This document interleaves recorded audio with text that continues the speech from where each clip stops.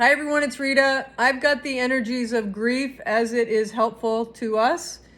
I just did a video on this, it was like 25 minutes. And I know from a lot of the analytics with YouTube, like I might get 2 minutes in with you. So I'm going to give you the highlights. All right, so this is a deal. You are soul energy and you do not cease to exist.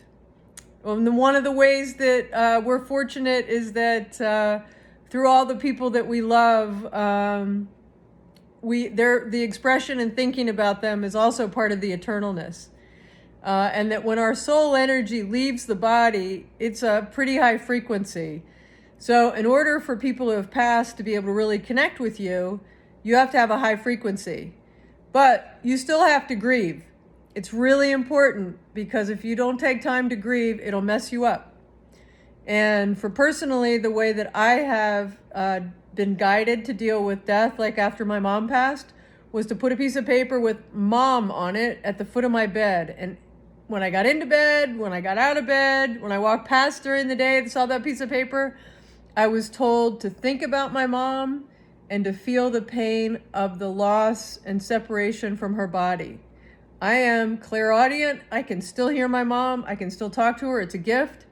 So, but I was dropped to my knees, a handful of different times just from the pain. I'd never experienced pain that way, even after my grandmother's passing, which was 5 years before I learned to actively grieve her death so I could get to a place, and this is the barometer, get to a place where you can have a good memory of somebody and it not be painful. That's sort of a barometer of whether you have dealt with grief well. So be gentle with yourself, be gentle with others, realize that grief is a personal journey. And as much as you want people to be happy and thriving and going out there and doing all the stuff that they would normally do, everyone's different. And so it's really important to respect their journey. And maybe they'll never get to a place in their lifetime where they can have memories of the person that they loved and experience those memories in a really good way. And just because you can do that, it doesn't mean that sometimes you're not going to really miss somebody, especially like holidays or things like that. So, but there's lots of stories out there. You can almost ask anyone about stories about people who have passed and they have felt them come through a bird or another animal, or they see pennies or feathers.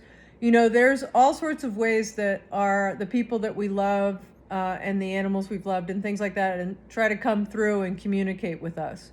Animals are a very high vibration, so it's easier for people once they pass to come through there because, again, they're in a really high vibration. And so once you get through your grieving and you can get to feeling in a really authentic, high vibe place, it'll be easier for them to connect with you. And I was told that we could write to people who have passed or pets that have passed, especially if there's anything that is unsaid or undone. You can also ask your angels to redo your last visit with them. So if it wasn't pleasant or you wanted it to be different, rewrite it. Go back into that space with angelic support and just rewrite that whole ending. In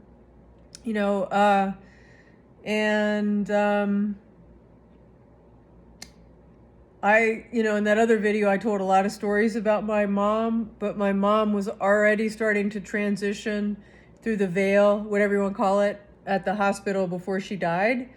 And I was doing some energy work with her, and I saw her energy, like kind of an outline of her when she was much younger and happy. She was really happy.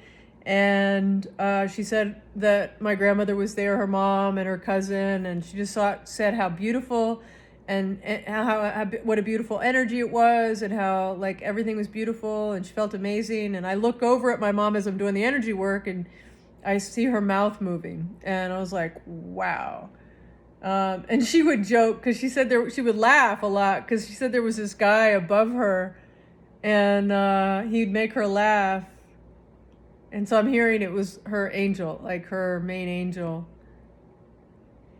And I can connect in with my mom now. If I want to hug, my outer layer of my body tingles a certain way, and you'll see that in the documentary we're working on. And my dad, I can feel, in fact, I connected with him at this event I went to today, and I could feel my lower legs tingling specifically, and it's my dad. So you can ask people who have passed to do that. You know, like the skin is our largest intuitive sense. So you could ask them if they can come through and make your skin tingle a certain way, or your feet or something, and just see what happens, you know.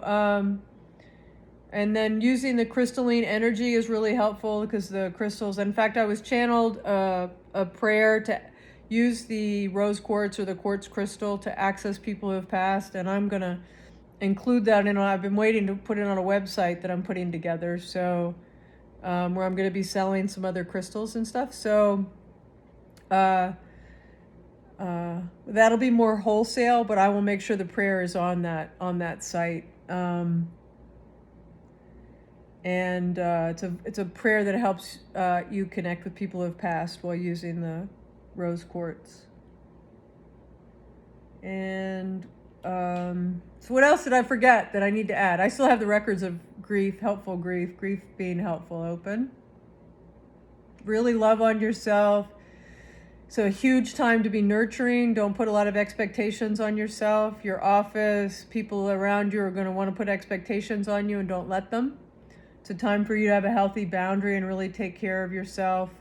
Spend time, like you can take baths with salts and just kind of detox and write. Nurture yourself, and picture the people that you loved, or even the animals that have passed, nurturing you. Know that you can connect with your loved one anywhere. You don't have to go to the cemetery. You don't have to go, like, I mean, their soul energy has, and we'll talk about this a little bit in the documentary too, but their soul energy is now infused in your cells. And think about that, you know, and realize that's how close they are. And you'll often hear people say stuff like, I was closer to my mom after she passed. She lived on the East Coast and I lived on the West Coast. So that's part of that cellular connection, because we're all connected. So just realize we're soul energy, we're eternal. These people out there that are going to be trying to sell you stuff over the next 100 years or so about how we can extend our life to be 300 or 160 or whatever it is, you know, they're making an assumption that in my mind that their soul energy ends at the end of this life. That's not true. I know that's not true. And they're also making an assumption that the next life or the energy that we go to is less than what we have here. And I know that's not true either.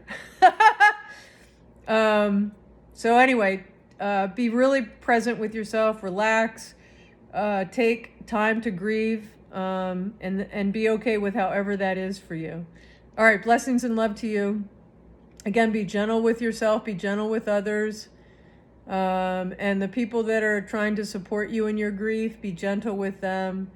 They're just trying to do the best they can. And we're all trying to do the best we can every day. If we can see each other in those eyes as trying to do the best we can every day, and picturing other people around us feeling good, it's such a great vibe. And it just opens up the space for so much more. All right, God's love to you. Take care. Bye.